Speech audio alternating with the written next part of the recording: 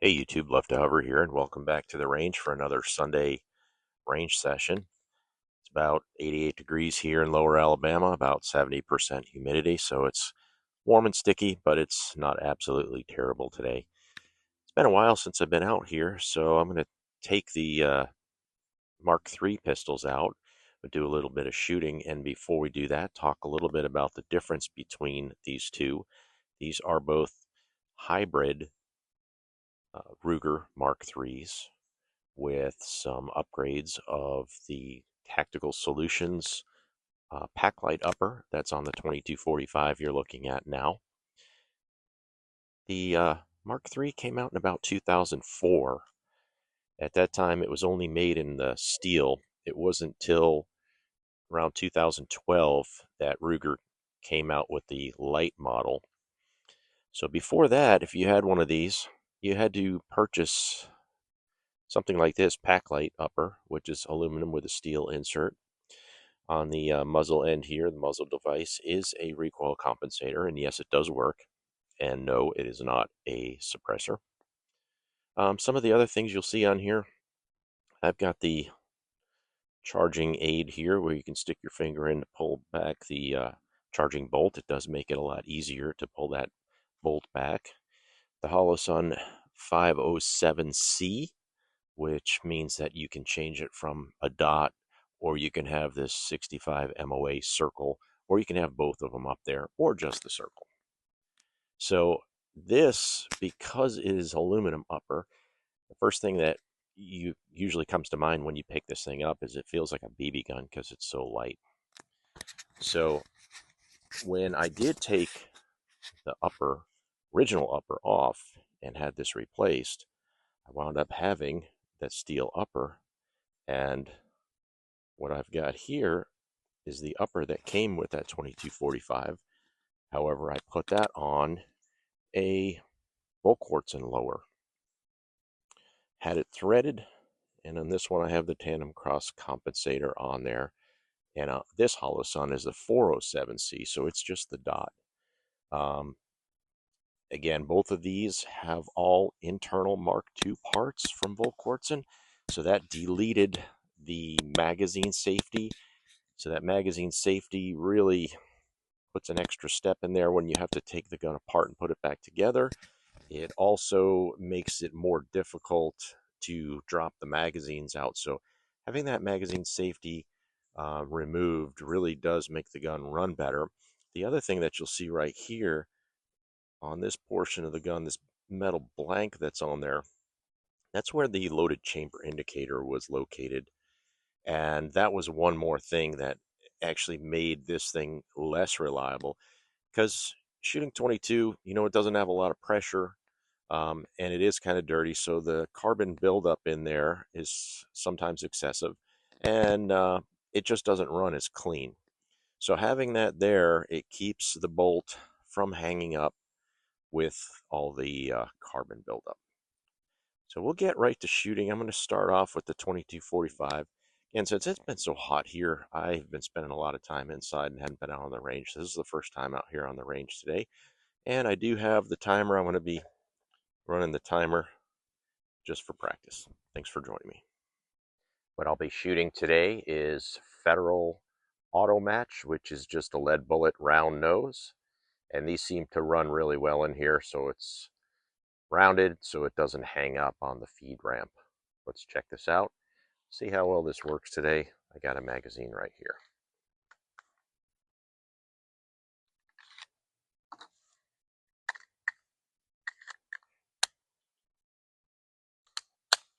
Here we go.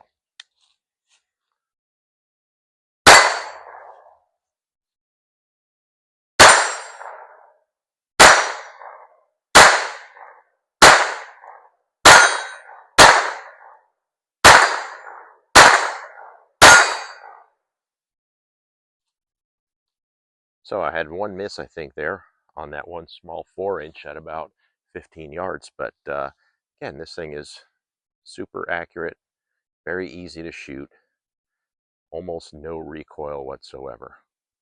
Next, we'll get the Mark III with the Volquartsen lower. What I have in my hand now is the Mark III with the Volquartsen lower with the Ruger steel upper. Let's try this out and we'll see how well I can shoot with this one. 10 rounds of the Federal Auto Match.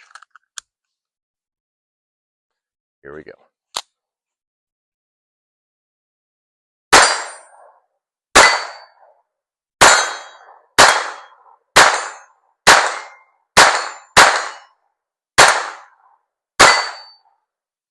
Okay, perfect.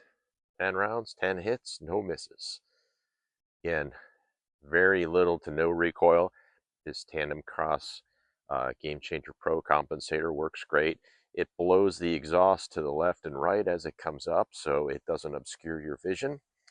Got the Halo Ring by Tandem Cross again. It helps you pull the bolt back with one finger.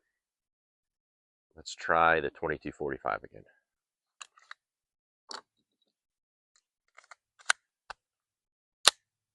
Here we go. Misfeed.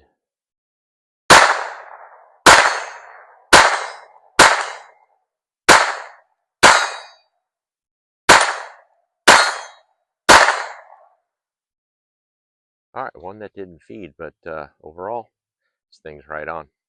Thanks for joining me.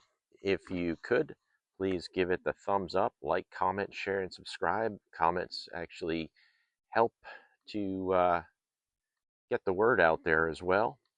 And come on back to the range. Remember, if you're ever in Lower Alabama, stop by and do some shooting with me.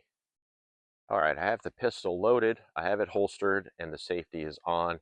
I have the timer here on my pocket, and it's set to random. So let's see how well I can do with 10 rounds and 1, 2, 3, 4, 5 targets here that I can see. So I'll do 2 shots on each target. Here we go. Arms out. Oh, did not eject. Did not eject.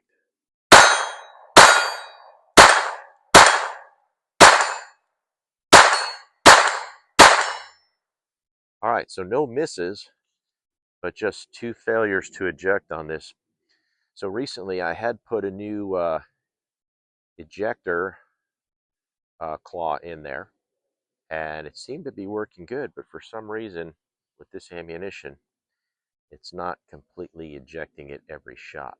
So I have to look into that some more. Accuracy wise, again, no misses there. That was really decent for the accuracy. But please put some comments down below. Again, as I always say, a thumbs up helps the channel. So if you could do that, it really helps get the word out there. And if you are ever in Lower Alabama, contact me. Come on out to the range, do some shooting with me. Thanks for joining me. And we'll try this one more time with the timer. 5 targets, 10 rounds, 2 shots on each target. Here we go.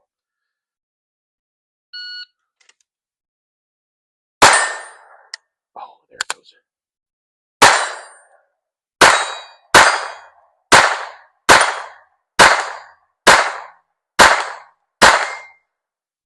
Okay. 1 failure to eject, 2 misses on that one. So I got to keep working.